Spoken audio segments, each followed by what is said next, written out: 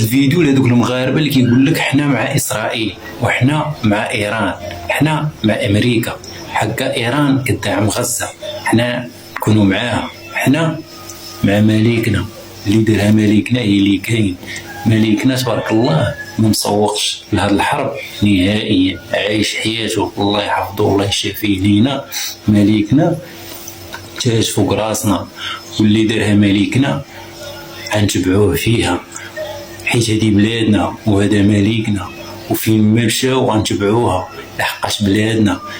مليكنا طبع ولا ما طبعش ماشي سوقنا، حنا مع بلادنا، واللي دارها لنا مليكنا هي اللي كاينه. واخويا راسكم من الهضره الخاويه صاحبي، حنا مع بلادنا في اي قضيه كيف ما بغات تكون، حنا ديما مع بلادنا.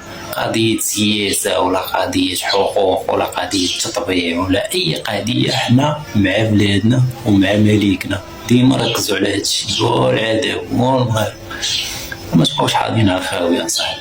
شوفوا مليكنا جالس مضحر الله يشافيه والله يطولنا في العمر ديالو، ما مسوقش لهذا الشيء بتاتا. وانتوما حنا مع ايران حكا كدعم غزه، حنا مع اسرائيل دايرين معها التطبيع، حنا مع بلادنا صاحبي. ونسى عليك العالم وركز على بلادك، فهمتيني؟ ركز على بلادك، وحدي راسك وحدي بلادك، واللي دارتها بلادك سير معاها. حنا مغاربه مواطنين وشعب مغاربه، وحنا مع المغرب سيدي. حنا المغرب هي بلادنا ماشي اسرائيل ولا ايران. دبر راسهم يتحاربوا ما يتحاربوش شغلهم هذاك، حنا مع بلادنا ركزوا على بلادنا صافي. هادشي اللي كاين. كنتمنى الرساله ديالي تكون وصلت، وادعيو معنا لينا شي دعوه ديال الخير وخليوها في التعاليق.